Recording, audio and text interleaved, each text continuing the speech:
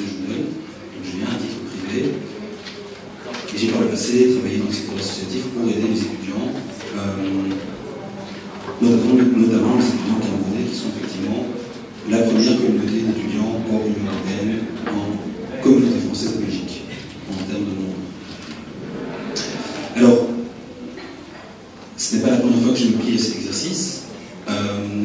L'idée aujourd'hui n'est peut-être pas de vous asséner toute une série de règles qui ne sont en fait finalement pas très intéressantes et que vous allez retrouver sur les slides que vous avez devant vous, que vous aurez également, parce que je vais les transférer directement aux personnes qui me font l'honneur de m'inviter et qui vont les transmettront également. Donc aujourd'hui, je vais plutôt mettre l'accent sur, je vais essayer d'attirer votre attention sur des points qui sont plus importants. Et en réalité, l'évolution dans le temps mène à ce que suivre des études en communauté française de Belgique est en fait de plus en plus compliqué. On n'interdit pas l'accès, mais on accumule, on empile des conditions qui rendent les choses de plus en plus compliquées. Alors, je crois qu'il y a un moment qui est réservé aux questions-réponses pour après, c'est bien ça. Donc voilà, gardez vos questions pour après. Il y aura des questions pour l'enseignement en communauté flamande et sans doute aussi en communauté française, mais surtout gardez-les et n'hésitez pas à intervenir. Je trouve ça toujours plus intéressant quand il y a un échange, parce que ce que je vais vous présenter ne répond pas à vos besoins, et parce que l'échange me permettra d'aller un peu plus en avant et de répondre cette fois-ci à vos interventions. Alors, les points sur lesquels moi je voudrais mettre l'accent aujourd'hui, il y en a certains seulement. Alors, il y a effectivement la question de l'inscription aux études, et puis la question qui vient d'être modifiée de la finançabilité. Il y a quelques éléments de neuf par rapport aux allocations d'études supérieures, aux bourses. Il y a quelques éléments aussi au niveau des équivalences. Et puis il y a l'éternelle question qui n'a pas beaucoup bougé en réalité concernant l'accès au territoire. Alors, peut-être revenir sur la question des allocations d'études supérieures, puisque vous savez ce qu'on appelle les bourses. Vous avez une réforme qui est intervenue en réalité en 2021. Donc dans cette matière-là, 2021, c'est pas si ancien que ça. Et qui a étendu la possibilité de bénéficier d'une bourse aux étudiants qui sont hors Union européenne. Dans la mesure où ceux-ci ont en fait la qualité de résidence depuis 5 ans sur le territoire de l'Union européenne. Ça signifie qu'ils ont un titre de séjour de plus de 3 mois. Alors c'est une nouveauté, c'est quelque chose qui modifie la situation préexistante. Auparavant, il fallait c'était une notion de fait, la résidence, de ne pas avoir un titre de séjour. Maintenant, c'est une notion de droit. Dans certains cas, ça pourra aider certains étudiants. Toujours est-il que lorsque vous faites une demande de bourse, je rajoute une condition sur la slide suivante, en réalité, lorsque vous faites une demande de bourse, vous devez également apporter la preuve que vous ne disposez pas de bourse dans votre pays d'origine. Alors cette preuve elle est très variable en fonction des pays, mais vous devez apporter cette preuve en plus. Mais alors pourquoi je vous parle de ça? Parce qu'en réalité, ça concernera certains étudiants, mais peut-être pas la majorité. Je vous parle de ça parce que, en réalité, la demande d'allocation d'études, et ça a une incidence par rapport à la date du 1er février, la demande d'allocation d'études, quand vous faites une demande, tant qu'on ne vous a pas répondu, vous n'êtes pas redevable de l'acompte des droits d'inscription de l'enseignement supérieur, c'est-à-dire le montant de 50 €. Et vous n'êtes pas non plus redevable du solde qui est en principe dû au 1er février. Je ne sais pas si ça vous parle, ces dates, du 31 octobre et du 1er février. Est-ce que ça vous dit quelque chose? Ok. Quand vous avez fait une demande de bourse, tant que vous n'avez pas reçu de décision définitive, négative, et bien du coup ces montants ne sont pas dus. Une fois que vous recevez une décision négative, vous avez 30 jours pour payer. Alors tous les montants, ces montants, ça me permet d'ouvrir une parenthèse, ont été modifiés à partir de l'année académique 2023-2024 pour ceux qui s'inscrivent pour la première fois dans un cycle. Ce montant maintenant a été uniformisé, c'est 2505 € pour les étudiants qui sont redevables du droit d'inscription majoré.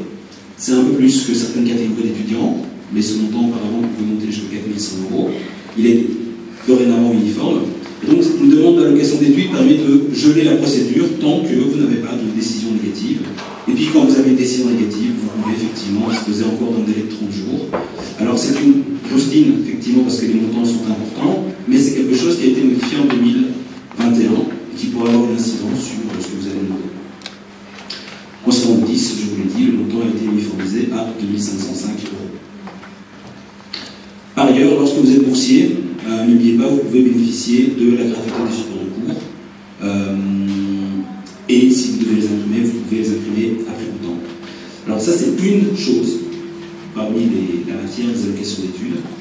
C'est la modification qui pourra avoir de l'incidence par rapport aux étudiants hors Union européenne. L'autre chose qui peut avoir de l'incidence, et ça c'est quelque chose qui est réformé récemment, c'est que, vous l'avez vu avec mon homologue qui vous a parlé de l'EIR-Crédit, vous avez l'équivalent en communauté française, et en réalité c'est le nœud de la guerre. Donc ça signifie que c'est important d'en parler dès le début de la présentation. Alors, comment ça fonctionne? L'enseignement, pourquoi est-ce que vous avez deux intervenants? Parce que l'enseignement est communautarisé. Vous avez des règles pour l'enseignement communauté flamand, vous avez des règles pour l'enseignement communauté française. Mais dans les deux cas, vous avez une logique financière. Ça veut dire que, en réalité, les communautés, ce sont elles, les communautés flamandes ou françaises, ce sont elles qui supportent le coût des études. Ce ne sont pas nécessairement les droits d'inscription, et ce n'est pas non plus le droit d'inscription spécifique, même si le montant qu'on a vu de 2500 est assez élevé. En réalité, ce montant ne permet pas de subventionner les études. Et donc, ce sont les communautés qui suppléent et qui, à travers le système de l'EIR-Crédit, du côté néerlandophone, ou à travers le système de finançabilité, qui effectivement n'a pas vraiment de traduction en langue anglaise, conditionne l'inscription. En d'autres termes, en fait, si vous n'êtes pas finançable, il faut le dire de manière négative, si vous n'êtes pas finançable, eh bien, on refusera votre inscription. On refusera votre inscription et vous devez passer par une procédure un petit peu, enfin pas un petit peu, c'est un euphémisme très très désagréable, où vous devez demander une dérogation pour pouvoir poursuivre vos études ou même tout simplement les entamer. Alors, ce système en communauté française a été complètement réformé. Vous aviez 10% des étudiants qui ont été impactés à partir de 2022-2023, en 2023-2024 également. Grosso modo, vous avez 90% des étudiants qui vont basculer dans le système à partir de l'année académique 2024-2025. 90% c'est beaucoup. C'est d'autant plus important qu'en réalité, c'est un système qui fonctionne sur base d'une rétroactivité. Ça veut dire que on va regarder votre parcours académique antérieur et on va regarder combien d'inscriptions vous avez eues. On va rentrer dans le détail des règles juste après. On va regarder combien d'inscriptions vous avez eues auparavant, même si c'était dans l'ancien système. Et en fonction du nombre d'inscriptions que vous avez eues, on va voir si vous avez eu suffisamment de crédit. Si vous n'en avez pas eu suffisamment, vous serez non finançable et donc on refusera votre inscription. Mais donc il y a une question de rétroactivité qui va rattraper en fait beaucoup d'étudiants, que ce soit des étudiants hors Union européenne ou non. Le système tel que je vous l'expose, pour l'instant, ne fait pas de distinction entre les étudiants, selon qu'ils soient ressortissants hors Union européenne, ressortissants de l'Union européenne, et donc belges. Il n'y a aucune différence de ce point de vue-là.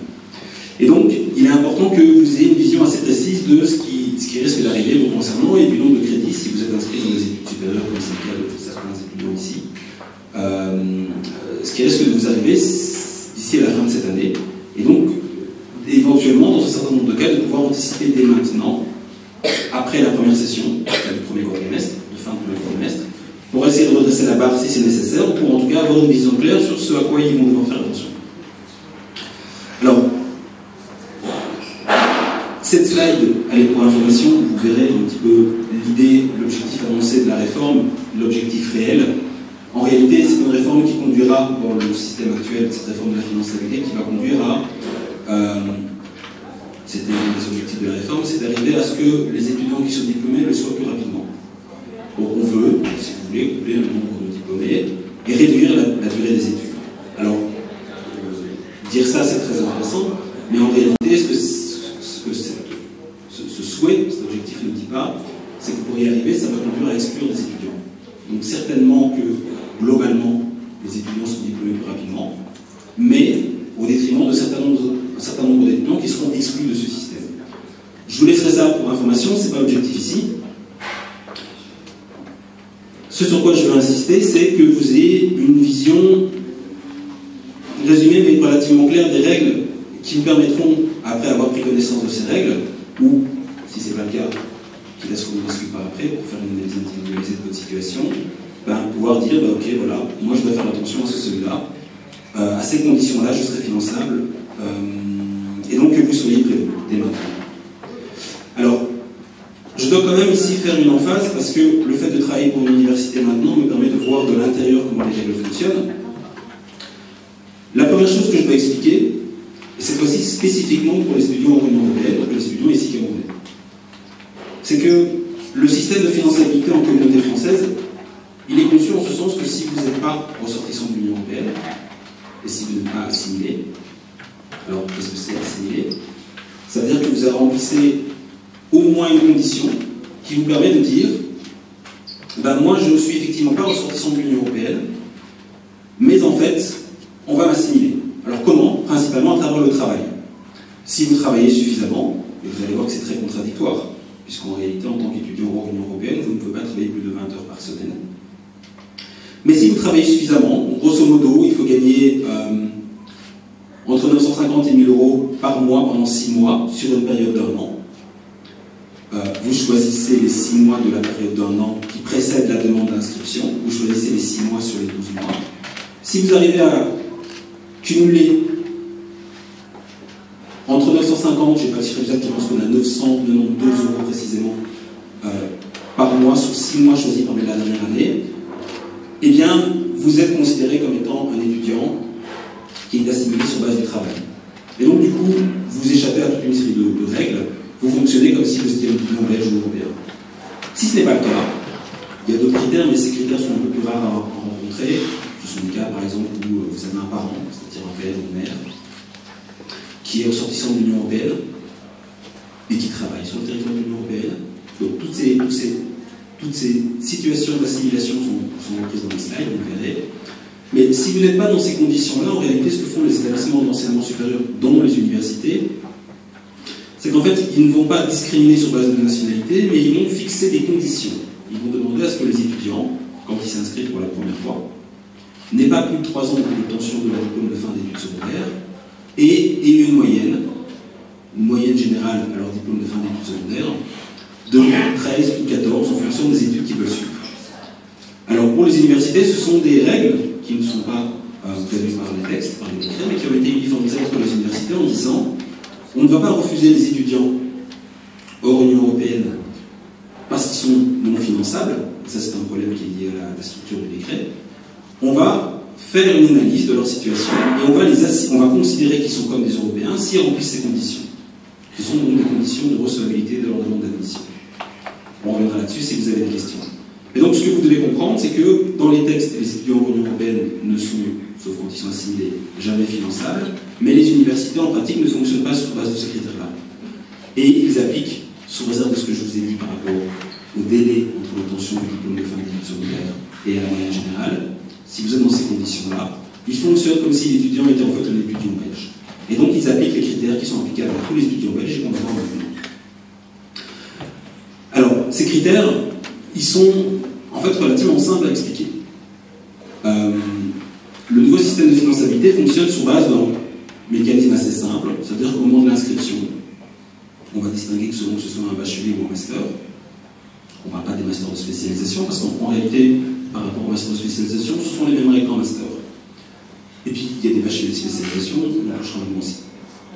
Et donc, on va vous dire dès le début, dès l'inscription, eh bien, vous avez un certain nombre d'inscriptions possibles. Souvenez-vous, du côté néerlandophone, on vous expliquait que vous commenciez avec un package de 140 crédits, et puis vous aviez des règles qui venaient moduler ça. Ici, on est dans une logique qui s'est inspirée du système néerlandophone, dans ce sens qu'on va vous dire, au moment de l'inscription, vous avez en réalité 5 inscriptions, en réalité, pour être plus précis, pour achever votre bachelier. Vous avez 5 inscriptions pour achever votre bachelier, et puis vous avez des paliers intermédiaires. Après 4 inscriptions, vous devez réussir 120 crédits. Après 4 inscriptions, oui. Après 2 inscriptions, en principe, vous devez en réussir 60, on va y revenir. Et après une inscription, vous devez réussir au moins une UE, quel que soit le nombre de crédits qui est associé à cette UE. Ça peut être 1, ça peut être 5, peu importe, au moins une UE. Ça, c'est le système pour le bachelier, et puis vous avez des petits tempéraments qui viennent moduler ça. À savoir que si après une inscription, vous n'avez pas au moins une UE, vous devez vous réorienter. Et vous avez également, par ailleurs, une sur les slides qui va apparaître. Et vous avez, par rapport au seuil de 60 crédits, également des dérogations. Alors, une des dérogations, je vous laisserai voir l'autre sur les slides, l'autre est un peu plus complexe. Une des dérogations, c'est de dire si l'étudiant n'a pas 60 crédits après 2 inscriptions, et c'est beaucoup, hein, vous voyez la différence entre après une inscription, on vous demande de réussir au moins une UE, donc même un crédit ça pourrait suffire, et puis après la deuxième, on vous en demande 60. Il a été prévu dans le système, dans le décret, que si l'étudiant avait 50 crédits, pas 60, le jury de délibération en fin d'année, il pourrait accorder une dérogation. Alors, pour des raisons économiques, que je vous épargne le détail, ça c'est pas dans le décret, il est prévu que tous les établissements donneront la dérogation lorsque l'étudiant a réussi 50 crédits. Alors, un petit mot d'explication, l'idée c'est que si les étudiants ne donnent pas cette dérogation, comme le financement des études en communauté française fonctionne sur une voie fermée, ceux qui vont donner la dérogation vont être économiquement avantagés. Et donc pour des raisons économiques en réalité, tous les étudiants qui auront 50 crédits après 2 inscriptions vont très probablement, c'est pas encore quelque chose qui est arrêté, très probablement bénéficier de cette possibilité d'avoir la dérogation après la 2e inscription. Ça c'est pour information. Et avec ça, avec ce que je vous ai expliqué, en réalité, vous avez l'essentiel des règles qui régissent la finançabilité en bachelier. Alors, vous avez des choses particulières, hein. Quand vous êtes dans un bachelier en soins infirmiers, sage-femme, donc des bacheliers de 240 crédits, vous avez un peu plus de temps, et c'est bien normal, un bachelier de 240 crédits. Vous avez des règles particulières quand vous êtes dans un bachelier de spécialisation. Quand vous êtes dans un bachelier de spécialisation, vous avez en fait 2 inscriptions pour réussir l'intégralité de votre cursus. Mais avec ça, vous avez l'intégralité des règles qui régissent la finançabilité, sous réserve d'exceptions qui concernent la réorientation, et là, ça devient un peu plus compliqué. Et c'est pas l'objectif. L'objectif ici, c'est d'avoir une vision claire sur ce qui se passe. Et puis, vous avez, au niveau du master, alors ça c'est une exception sur laquelle vous pourrez attirer votre attention. En réalité, après 2 inscriptions, vous devez avoir 60 crédits, sauf l'exception dont je vous ai parlé. Mais vous avez d'autres possibilités qui sont un peu plus complexes à expliquer. Je vous laisserai découvrir ça sur les slides. Alors, au niveau du master, en fait, en réalité, c'est encore plus simple à comprendre. Au niveau du master, vous avez 2 ans pour réussir 60 crédits. Vous avez 4 ans pour réussir 120 crédits. Et puis vous avez 6 ans pour réussir 180 crédits. 180 crédits. Oui, vous avez des masters en sciences médicales et en sciences vétérinaires. Donc là, ça a un sens. Et puis, j'attire votre attention que je vous ai indiqué que pour le bachelier, vous aviez 5 ans pour acquérir le bachelier, mais je vous ai dit que pour le master, vous avez 4 ans pour acquérir 120 crédits. Alors, il y a une petite différence en fait. Je vous ai pas dit 4 ans pour acquérir le master, mais 4 ans pour avoir 120 crédits. Et cette différence dans le décret a été oubliée, mais ça signifie concrètement que vous avez souvent des modifications de programme d'études. Et souvent, le master qui comportait effectivement 120 crédits en comportera un petit peu plus parce que le cours qui valait 2 crédits en vaut 4, parce que le cours ou 3, parce que le cours a changé. Et donc, cette astuce, en réalité, fait qu'un étudiant qui n'a pas réussi son master 120 après 4 ans mais qui réussit 120 crédits aura 2 ans supplémentaires pour le clôturer. Voilà, c'est une petite astuce. Et puis avec ça, en réalité, vous avez maintenant l'ensemble des règles qui régissent la finançabilité en master. Donc vous avez une vision relativement claire sur le bachelier, vous avez une vision relativement claire sur le master, et avec ce que je vous ai dit, vous pourriez, en principe, déjà pouvoir vous situer par rapport à votre finançabilité. Je vais vous rajouter 2 autres choses qui résultent également du nouveau système. Faites attention pour les étudiants qui sont à cheval entre le bachelier et le master. Ce qu'on appelle les communs. Alors, vous avez encore une réforme, parce qu'on aime bien la complication de la communauté française. Vous avez une réforme qui maintenant conduit à ce que le bac 15 n'est plus ce qu'il était avant. Auparavant, quand vous aviez 15 crédits de bachelier, vous aviez le droit de vous inscrire au master. Et donc, quand vous changez de cycle, votre finançabilité était calculée sur le master. Alors, ça n'existe plus de cette façon-là en réalité. Maintenant, quand il vous reste 15 crédits de bachelier, eh bien, vous pouvez anticiper, mais vous pouvez anticiper les unités d'enseignement du master, mais vous restez inscrit en bachelier. Et donc, votre finançabilité va encore être calculée sur le bachelier. Et alors, c'est important parce que souvent, quand on est en BABA 15, eh bien, on a déjà un certain nombre d'inscriptions. Et donc, on pourrait arriver à la limite. Je vous avais dit 5 inscriptions pour achever le bachelier. On pourrait arriver à la limite. attention à ça, si vous êtes dans une situation de BAMA 15, donc une situation où il vous reste 15 crédits ou moins pour acquérir votre bachelier, vous n'aurez plus le droit de vous inscrire en master, vous allez simplement avoir le droit de demander à anticiper des unités d'enseignement, mais vous restez inscrit en bachelier. Je dois quand même compléter avec d'autres choses. Vous avez, et ça permet de clôturer l'explication sur la finançabilité, vous avez souvent des inscriptions dans des masters avec des programmes complémentaires. C'est très courant. Et ce que je vous ai dit, on fonctionne aussi sur base du bachelier de spécialisation. Alors, j'ouvre une parenthèse, je vous ai dit tout à l'heure pour parler des bacheliers de spécialisation. Ce que je vous ai dit pour le master est intégralement transposable au master de spécialisation. Le master de spécialisation, souvent c'est un master de 60 crédits, je vous ai dit. Après 2 inscriptions, vous devez avoir 60 crédits. Et donc, ça c'est valable pour le master, mais également pour le master de spécialisation. Donc si votre master de spécialisation fait 60 crédits, vous avez en réalité 2 inscriptions pour acquérir votre master de spécialisation. Mais je voulais vous dire un mot sur les programmes complémentaires. Et ça c'est quelque chose d'autre qui est aussi important en réalité. Beaucoup d'étudiants qui s'inscrivent après avoir eu un diplôme, par exemple au Cameroun, mais pas nécessairement, qui s'inscrivent dans un master, se retrouvent avec un programme complémentaire. On leur dit, bah voilà, vous avez un diplôme dans des études A, mais vous voulez vous inscrire dans ce master-là, un master, justement, en sciences biomédicales, en pharmacie, peu importe. On va vous donner des unités d'enseignement en plus, pardon, ça peut aller jusqu'à 60 crédits. Si vous êtes dans cette situation, faites très attention, parce qu'en réalité, vous allez avoir un certain nombre d'inscriptions, 1 ou 2, pour acquérir l'intégralité des unités d'enseignement du programme complémentaire. Je m'explique. Si vous avez moins de 30 crédits de programme complémentaire, vous aurez seulement 1 an, impérativement, pour acquérir tous les crédits du programme complémentaire. Et donc, ce que je vous ai dit, ça reste d'application, vous aurez 1 an, mais si vous n'avez pas acquis l'intégralité des crédits du programme complémentaire, vous serez non finançable. Donc c'est important en fait, que vous le sachiez maintenant. Je vous ai dit, si vous avez moins de 30 crédits, c'est cette règle qui pourra s'appliquer. Si vous avez 30 crédits ou plus, vous aurez 2 ans. Vous aurez 2 ans pour acquérir l'intégralité des crédits. Et souvent, ce programme complémentaire est composé d'unités d'enseignement de bachelier qui sont particulièrement difficiles.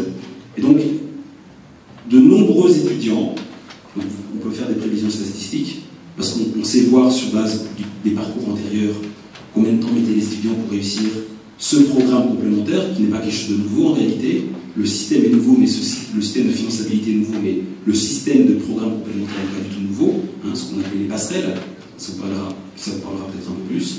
Ce système n'est pas nouveau, et donc on peut voir que souvent, dans ce cas de figure, vous avez des étudiants qui restent avec 1, 2, 3 unités d'enseignement, celles qui sont les unités d'enseignement à PET, et qui du coup, dans le nouveau système de finançabilité, seront automatiquement non finançables, et donc devront demander une dérogation. Avec ce que je vous ai dit, vous avez l'intégralité des règles de la finançabilité. Alors évidemment, là, exposé comme ça, je peux vous le châtier en 10 minutes. Dans la pratique, et on s'en rend compte maintenant, c'est un système qui pose pas mal de difficultés. Donc si vous avez des questions, à nouveau, n'hésitez pas à ce qu'on en discute juste après. L'idée, c'est d'essayer d'avoir une vision claire sur ce qui vous attend et sur les risques que vous encourez dès maintenant. Il existe une dernière règle sur la finançabilité qui peut en fait en réalité être assez utile à préciser dès maintenant. Alors d'une part, j'ai entendu qu'au comité flamand il fallait attendre 10 ans, bonne nouvelle, ici il faut attendre 5 ans. Cette règle a été maintenue, si vous faites une pause pendant 5 ans, vous restez finançable. Alors 5 ans dans la vie de l'Union européenne, c'est une éternité.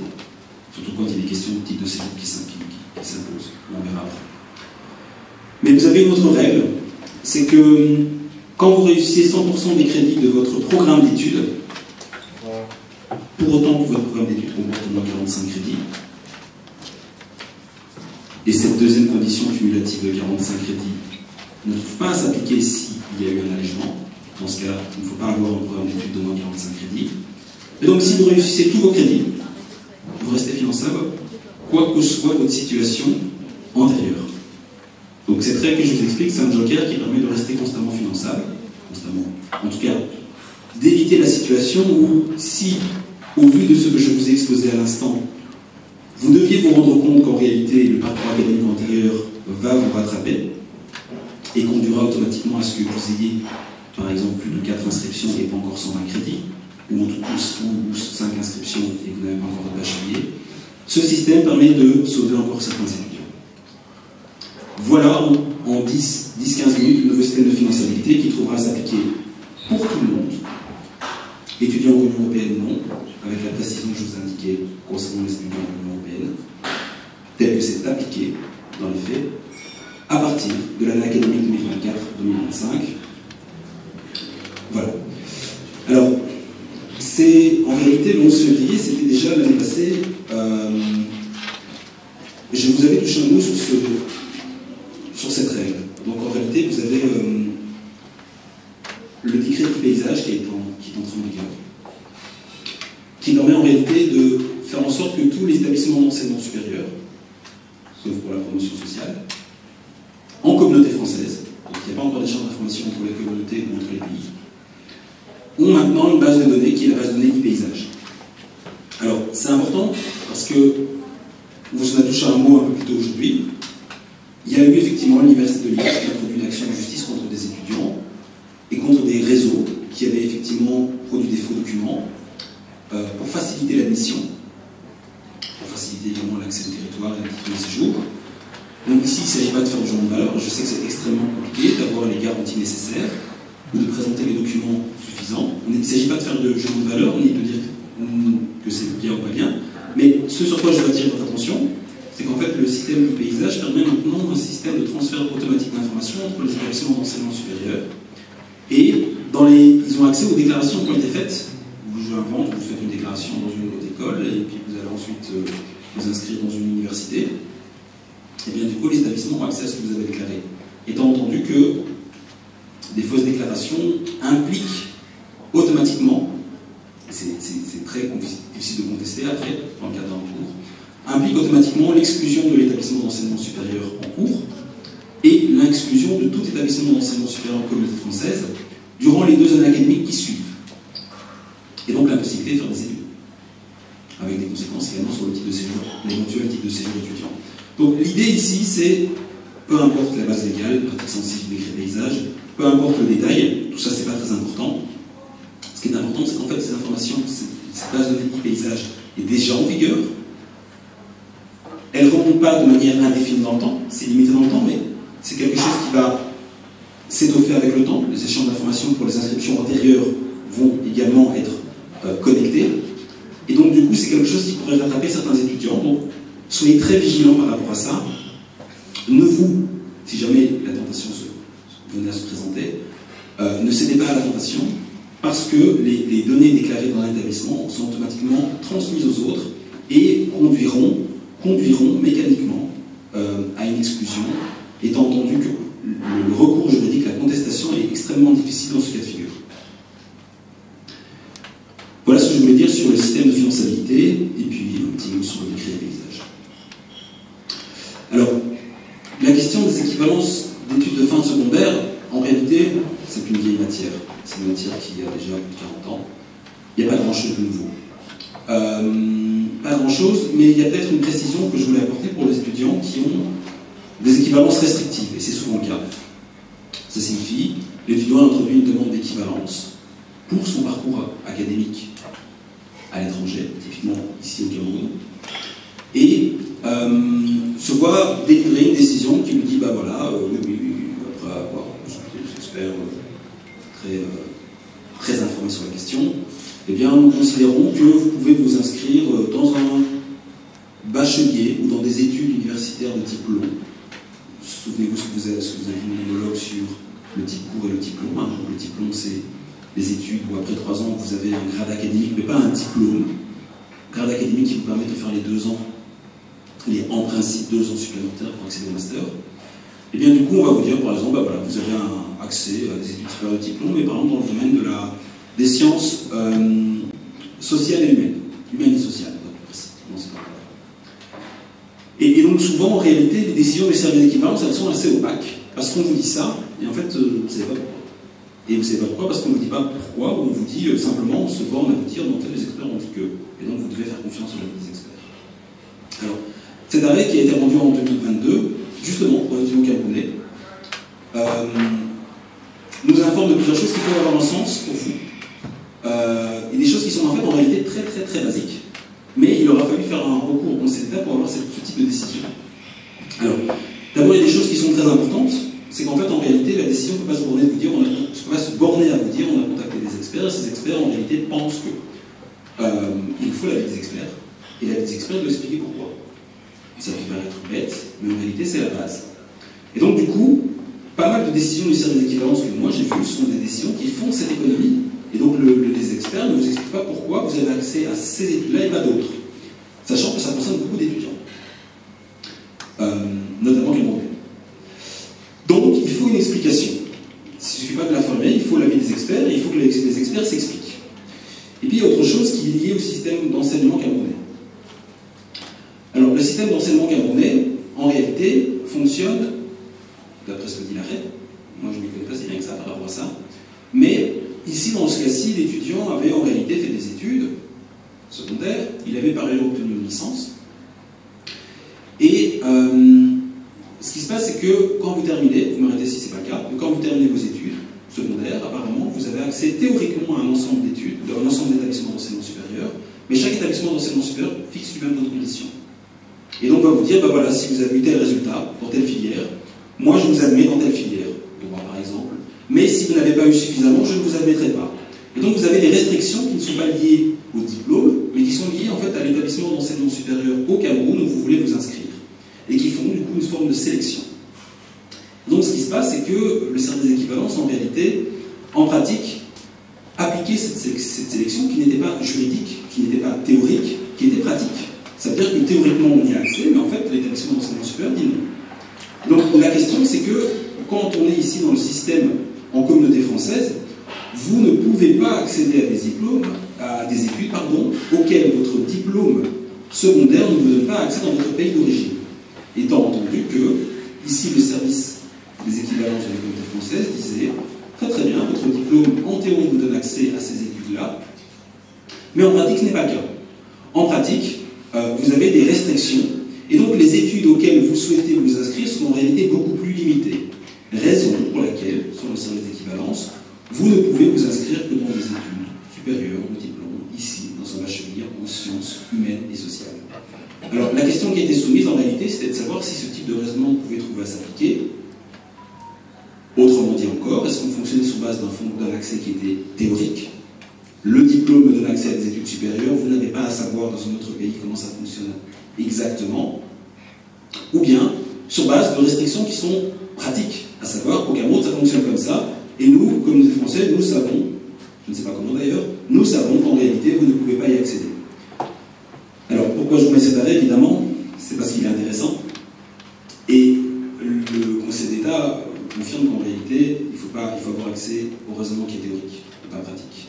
Donc si le diplôme au Cameroun vous donne accès de manière théorique à ces études, il n'est pas question d'avoir une restriction ici, au Comité français de Belgique.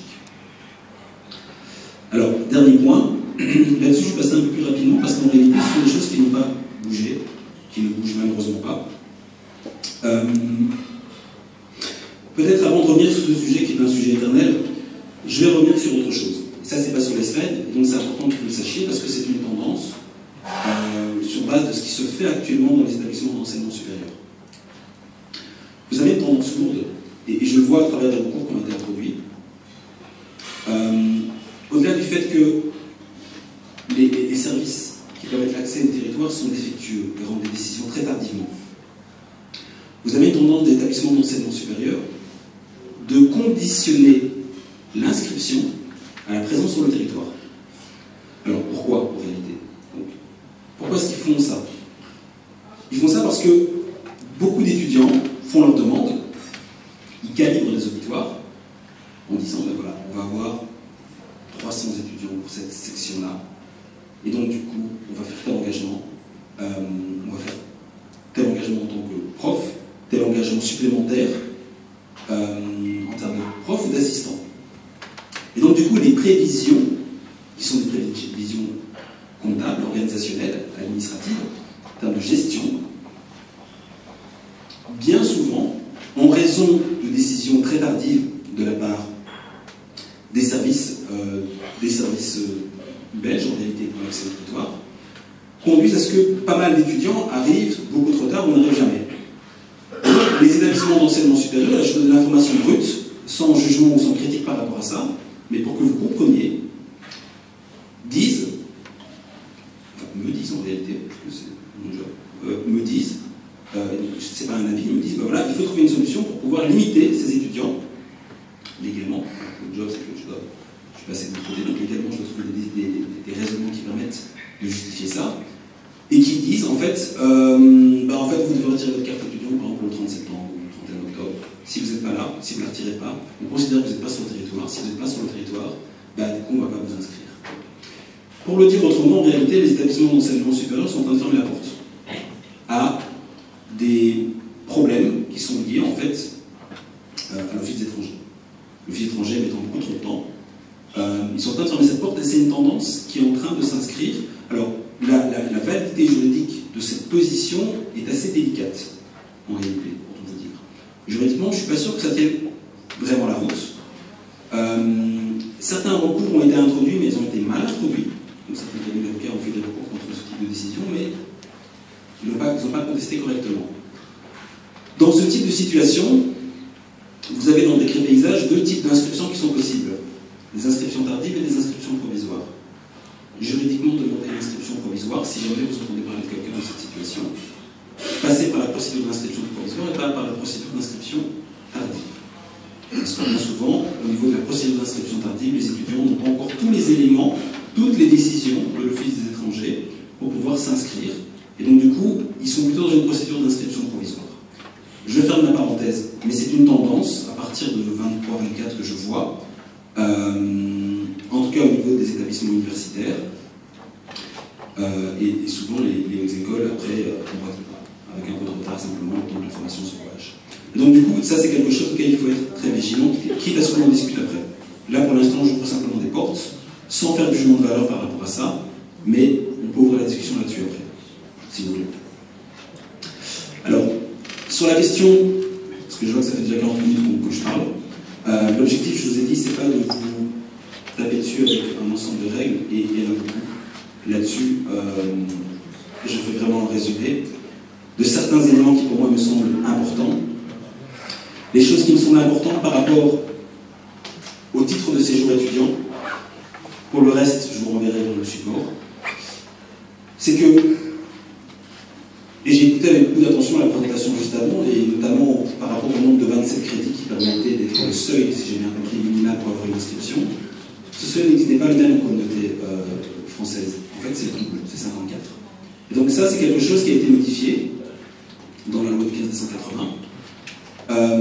Ça veut dire que pour avoir un titre de séjour, il faut avoir 54 crédits. Alors, c'est beaucoup 54 crédits. Et vous avez tout un problème qui s'instaure entre les règles par rapport au titre de séjour et puis les règles liées à l'enseignement. Parce que certains d'entre vous savent qu'il y a ce qu'on appelle des allègements, donc la possibilité de couper son année en deux. Et donc la question consiste à dire, mais vous avez tout un certain nombre de cas dans lesquels vous n'allez pas avoir 54 crédits. Tout simplement parce qu'on ne vous a pas donné la possibilité d'en avoir 54. Alors l'Office étranger vous dit, bon, moi je veux bien, quand on est en fin de cycle, je veux bien qu'on soit en dessous de 54 crédits, et je veux bien lorsque ce sont des circonstances qui sont indépendantes de la volonté de l'étudiant. Mais sur cette question, en réalité, vous devez être très vigilant quand vous demandez un allègement, parce que l'Office étranger se moque totalement de l'allègement. Ça veut dire qu'eux disent, nous en matière de législation sur l'enseignement, vous pouvez effectivement demander un allègement, mais moi, s'il n'y a pas 54 crédits, et que ce ne sont pas des circonstances indépendantes de votre volonté, autrement dit, tous les motifs d'allègement ne sont pas des circonstances indépendantes de votre volonté pour l'Office des étrangers, ça critère, et bien du coup, moi, je peux refuser l'octroi ou, ici, le renouvellement d'un titre de séjour. Faites très attention, le seuil de 54 crédits, c'est quelque chose qui est nécessaire pour pouvoir renouveler son titre de séjour. Parmi les autres choses, l'enseignement privé, donc, ce qui exige le renouvellement ou l'octroi d'un titre de séjour, c'est le fait d'avoir une inscription dans un établissement d'enseignement supérieur. Et puis, comme on vous l'a dit par rapport au processus de Bologne, vous avez des cadres, ce qu'on appelle les cadres CEC, 5, 6, 7, 8. 8, c'est doctorat. 7, c'est master ou master de spécialisation. 6, c'est bachelier ou bachelier de spécialisation. Et puis 5, c'est ce qu'on appelle les brevets. Et donc, du coup, on exige que ce soit un établissement qui délivre ce type de diplôme, étant entendu que seuls les établissements qui sont subventionnés ou organisés par la communauté française délivrent ce type de diplôme. Alors pour les autres établissements, et donc du coup c'est pour ça qu'il y a de moins en moins d'établissements privés, les établissements dans le passé sont extrêmement coûteux, donc c'est jamais une très bonne chose de s'inscrire dans ces établissements parce que le diplôme que vous aurez à la fin n'est pas un diplôme qui est reconnu, qui a une valeur réelle, donc c'est plutôt c'est pas recommandé du tout, mais en plus au niveau du titre de séjour, il faut une analyse au cas par cas. Donc les établissements privés ne sont pas une alternative viable. Les années préparatoires, c'est une question qui peut se poser aussi. On peut vous dire, moi je veux m'intéresser à l'enseignement supérieur, mais on va commencer par une année préparatoire. Et bien du coup, ça ne valable qu'une année, et il faut que ce soit une année de langue, soit une année qui est organisée par un établissement d'enseignement supérieur. Sauf qu'en pratique, ça n'existe quasiment pas. Donc ça signifie que les 7e spéciales maths, que vous allez trouver parfois, ne sont pas des années qui vous permettent d'avoir un titre de séjour étudiant. Faites attention aux années préparatoires. Alors, parmi toutes les autres informations, ça je vous l'ai expliqué. L'éternelle question des moyens de subsistance, ça signifie que vous devez, parmi les conditions pour pouvoir demander l'octroi ou le renouvellement d'un titre de séjour, c'est d'avoir des moyens de subsistance, c'est à nouveau le nerf de la guerre. En réalité, vous avez une petite réforme qui est passée par là également, en ce qui concerne les engagements de prise en charge. Alors, on va passer sur le suivant, c'est celle qui est plus importante. Ici, en fait, en réalité, ce qu'il faut retenir, c'est que donc, les engagements de prise en charge, donc l'annexe 32, en réalité, c'est quelque chose que quelqu'un, une personne physique, ça ne peut plus être une société, c'est une personne physique, qui doit être belge, ou bien qui doit être sur le territoire de l'Union européenne et avoir un titre de résident d'au moins 3 mois, ou bien qui doit être un parent. Ça signifie que si la personne n'est pas résidente en Belgique ou sur le territoire de l'Union européenne, mais qui est un parent jusqu'au 3e degré, et donc vous pouvez prouver le lien de parenté, et bien du coup, ça c'est aussi valable. Et bien du coup, cette personne, donc, ce qui était important ici, c'est le fait que ce soit une personne physique, c'est ça la nouveauté, c'est une personne qui va être responsable pour tous les éventuels frais que vous allez occasionner éventuellement sur le territoire. Donc les frais, on parlait tout à l'heure au niveau des services consulaires, toute une série de services, notamment le rapatriement. Mais donc les frais pour lesquels eux sont responsables, ce sont les frais de soins de santé, de séjour, d'études et de rapatriement pendant toute la durée du séjour prolongée de 12 mois. Donc ça, c'est ce à quoi s'engage la personne qui va signer cet engagement de prise en charge. Alors, encore une fois, les montants ont été indexés.